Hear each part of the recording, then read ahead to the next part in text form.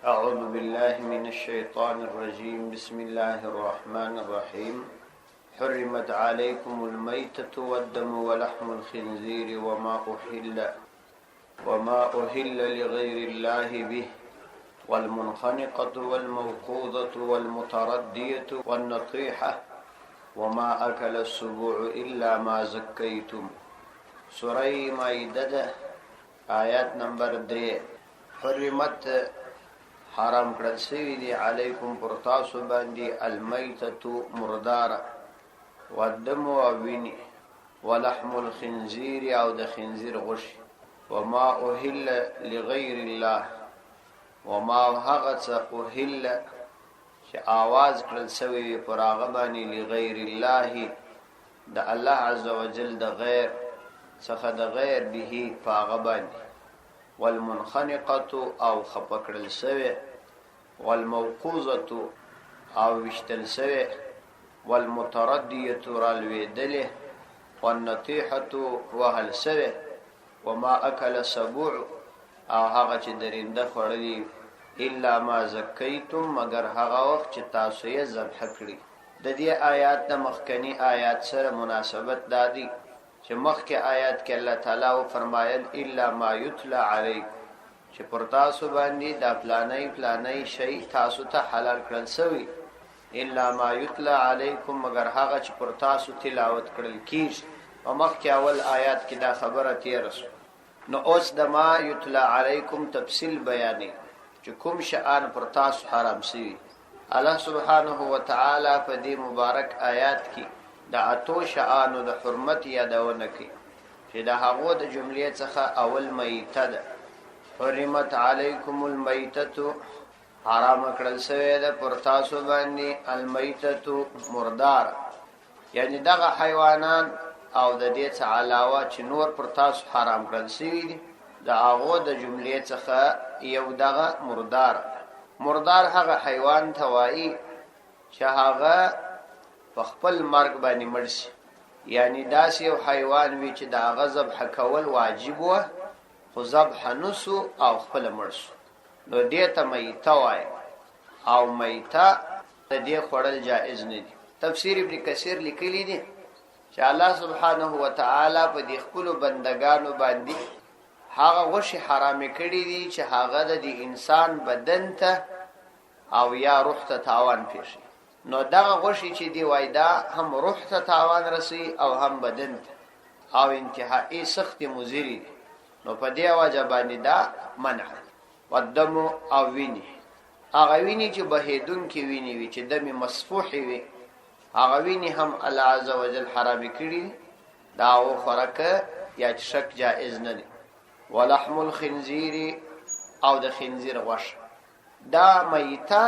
او دم دا ویني دا حرام دي، خو دوه شی د دې څخه شریعت استثناء کړي. پیغمبر علیه الصلاۃ والسلام حدیث دی احل لنا میتتان ودمان مجلره دوی مرداری یعنی دوه مړه دا حلال کړل شوی او دوی ویني دار ته حلال کړل شوی. اما المیتتان فالحوت والجراد، کوم چې مړه دي هغه یو ماهی او بل ملخ،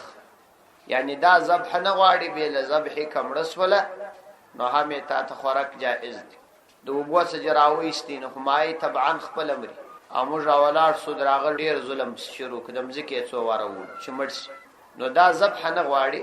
یعنی به له ذبح دا حلال دي. ملخ هم دا غس. و اما الدمان او کوم دوی ویني چې تاسو ته شریعت جایز کړي بلکې بد او اتحال یو انده او بل دا توري دي د دې خوراکم تاسو ته جائز دي، حالان کې دا دواړه ویني جمع کی په دواړو کې ویني. نو د دې څخه علاوه نور مسفوحه وینه یعنی روانه وینه دا جائز نه. ولحم الخنزير او د خنزیر غوښه، د خنزیر غوښه سره د ټولو اجزاو دا حرام، یعنی وړي اډوکی ټول حرام دي جائز نه دي. دا غوښه به ځکه حرامه ده چې دا د انسان روح او اخلاق فاسدي. نو دا درې وما أهل لغیر الله به وما هو هغه څه أهل چې आवाज ور باندې کړل سوی لغیر الله د غیر الله د پاره یعنی په وخت کې د ذبح د الله عزوجل سما سوا د غیر نوم قربانیات سوی د الله تعالی څخه غیر ټول مخلوق د الله تعالی غیر نو د پیغمبر علیه السلام څخه نیولې بیا د امت تر یو ادنا انسان پورې کده هر چا نوم پر یو حیوان د ذبح په وخت کې ذکر سو او په قصد د قربت او د عظمت ذکر سو یو دا چې د سړي فکر نه ذکر سي یا په خطا کې هغه قصد او اراده نسته پکشي په هغه کې حرمت ناراضي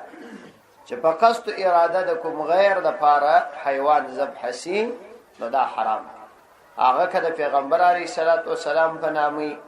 او هغه کده ملائکه په ناموي هغه کده اولیاء په ناموي او هغه کده پیرانانو په ناموي او یا د بل شي په ناموي دا جائز نه دي حرام دي فرق ورسره جائز نه دي دا څلور وما اوهل لغیر الله به فاغ سره د الله تعالی څخه ما سوا د غیر د پاره आवाज سوی والمنخنقه او خپکړل سه هغه چارپای چې خپکړل شي یعنی ولو کدا هم په میته کې خوراتله ولی چې مردار شي نو خدا بیا په خفه مرداري یا په یو شی باندې لیکن دلته صراحتا نو وایزه کې ذکر شوی دی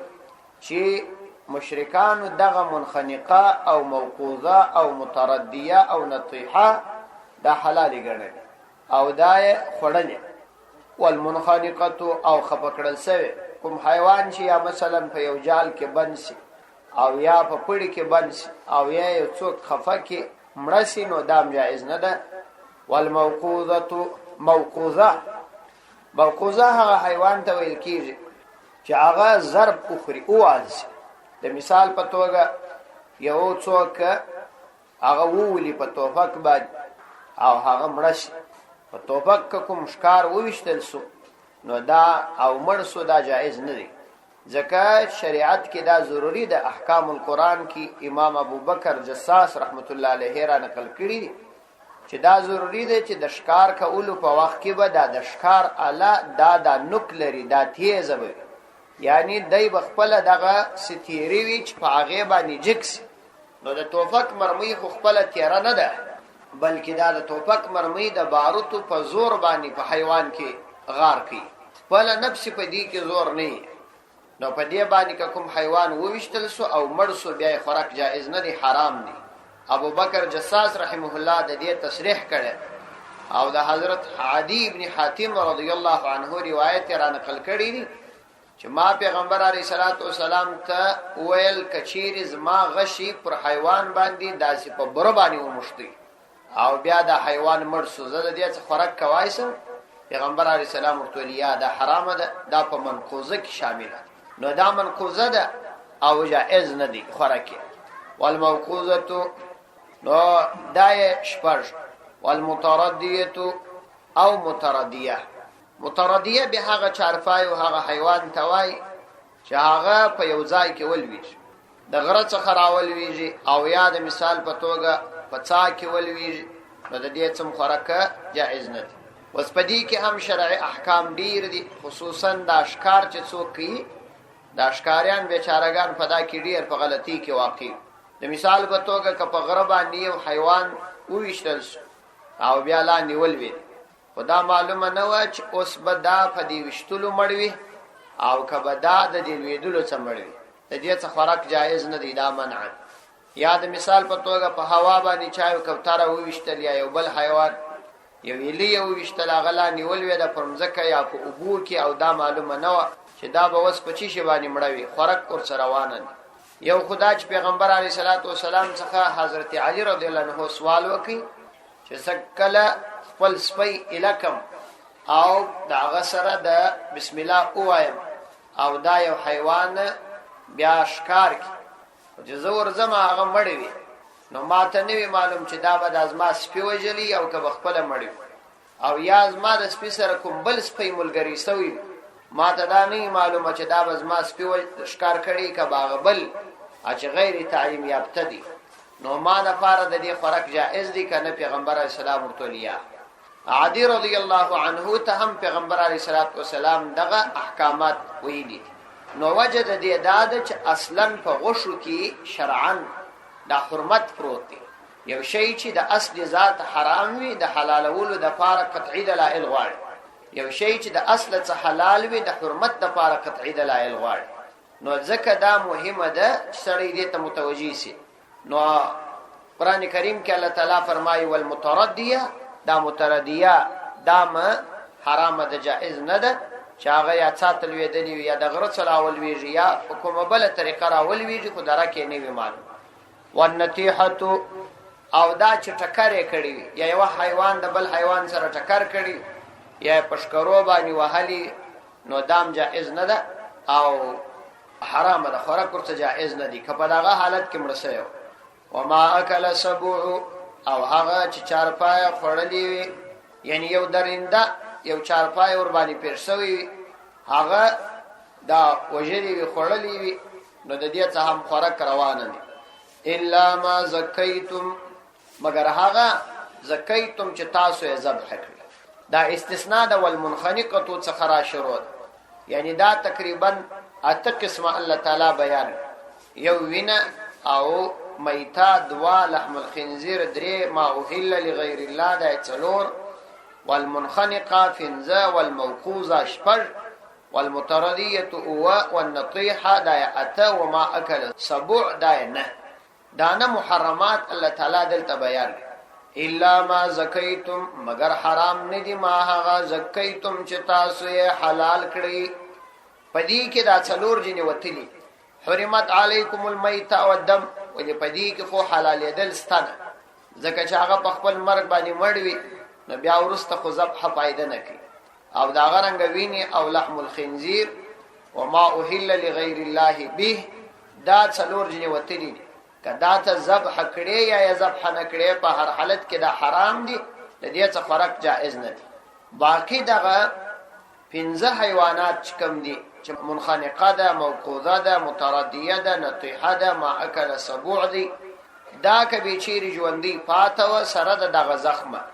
او بیا تا په شرعي طریقه باندې ذبح کړل، نو بیا دا پروا نه لري، تا ته خوراک روا دي. نو استثناء د دې 15 راغلی. الا ما زکیتم، مگر هغه چې تاسو یې ذبح کړی. د مثال په توګه د ساده وتلو د مخه تاسو هغه په شرعي طریقه باندې ذبح کړی. وما ذبح علی النصب، لسم حرمت بیانی، او دا غرنګ حرام دی ما هغه چارپایه ذبح علی النصب چې هغه پر نصب ذبح کړل سوی، وان تستقسموا بالازلام، او حرام دی دا تستقسمو چې تاسو تقسیم کړی بالازلام، فازلام سره، ذالک فسق، دا فسق دی. وما ذبح علی النصب، نصب په اصل کې دا جمع ده د نصب. نصب یو درېدلی شي ته وایي، یا مطلق درېدلو ته هم ویل کېږي، یعنی دا مصدر دی په معنا باندې د درول سوي شي او درېدلی شي ته ویل کېږي. اصل کې په مشرکانو کې دا عادت وو چې دوی به د مکې مکرمې چې کومې نږدې ډبرې وې، دا ډبرې به د تبرک دپاره د ځان سره وړلې، او بیا به یې د خپلو بوتانو په رقم باندې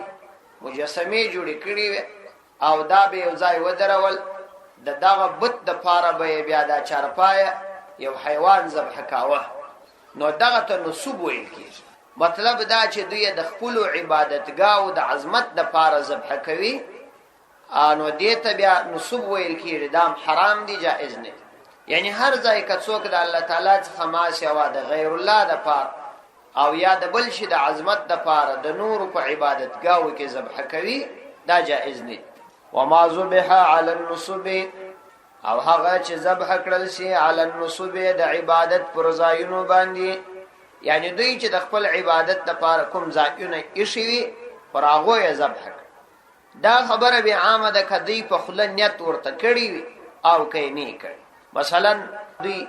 د خپلو عبادتو دپاره یو ډبره درولې ده یا یو بت درولې دی، دی ورځي د دې بت سره دا خپل حیوان ذبح کوي، او په دغه صورت کې دغه بت دپاره چې دا کوم حیوان ذبح کېږي دا حرام دی.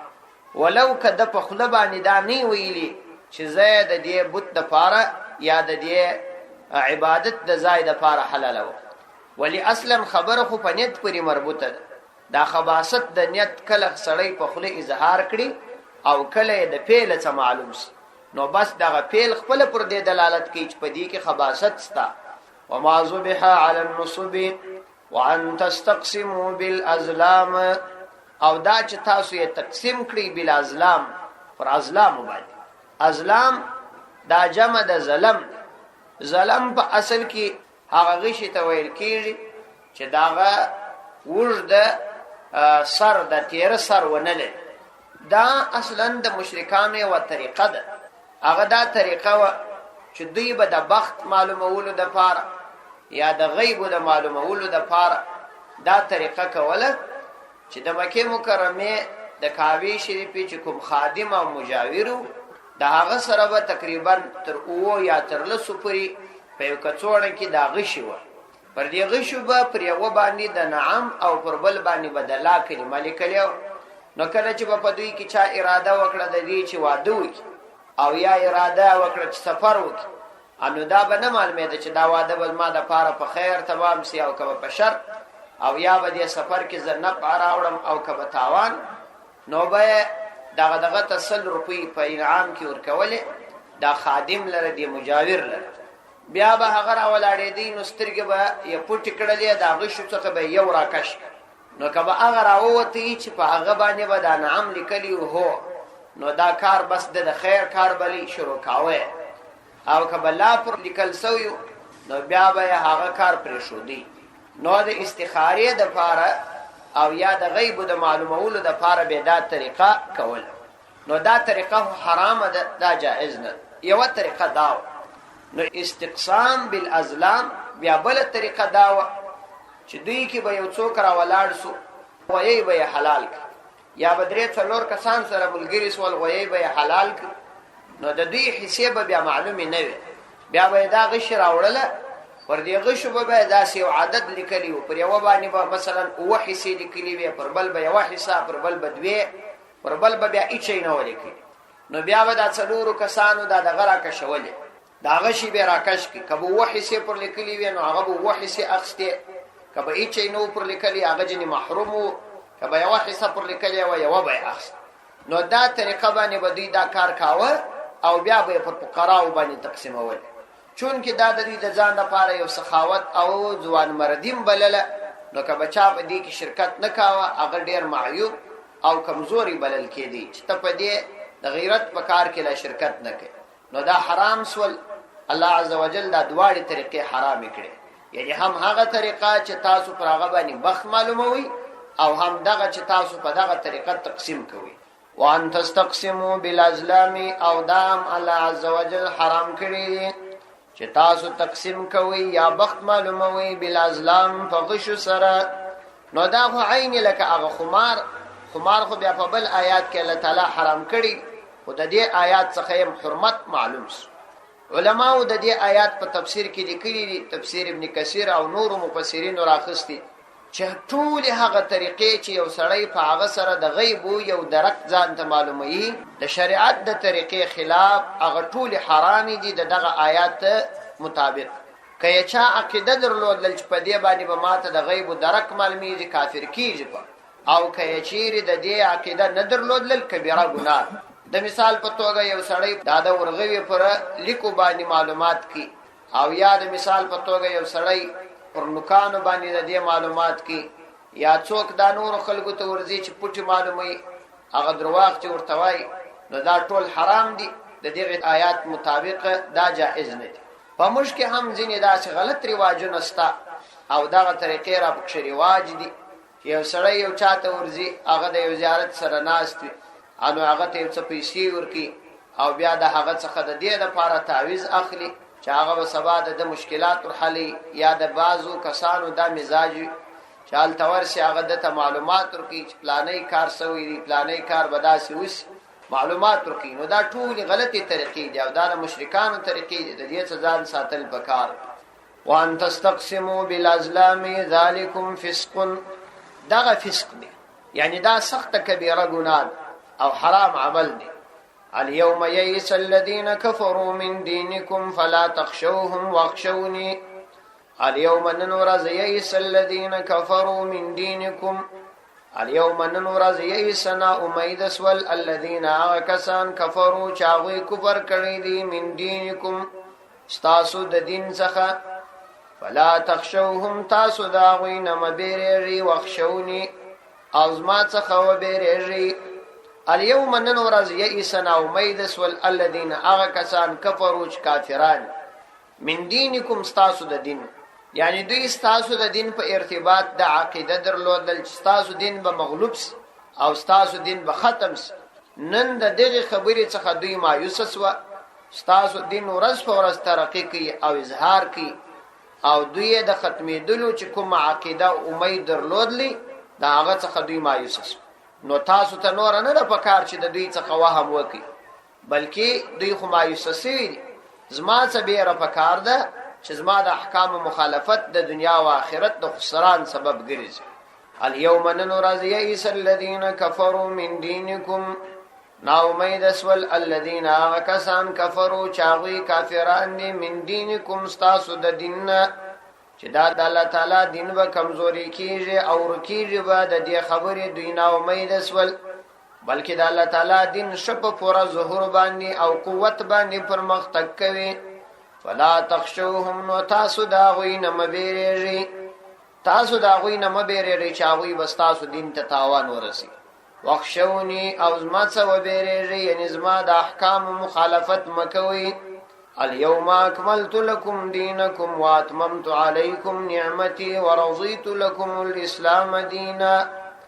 اليوم نن ورځ اکملت لكم دينكم ما کامل کی استاسو د پار استاسو دین واتممت علیکم نعمتي او تام کی پر تاسو باندې نعمتي خپل نعمت ورضیت او زرازیم لكم استاسو څخه الاسلام فی اسلام باندې دینن د دین په اعتبار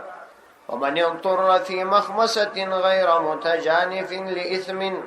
فإن الله غفور رحيم ومن يضطر نو کڅوک مجبور سو فی مخمصة فالوجك غیر متجانف پداس حال کی چې مائل نو د ګنا طرف ته لإثم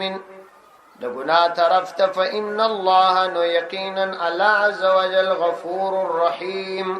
پر بخشون کی او پر مهربان دی صدق الله العظیم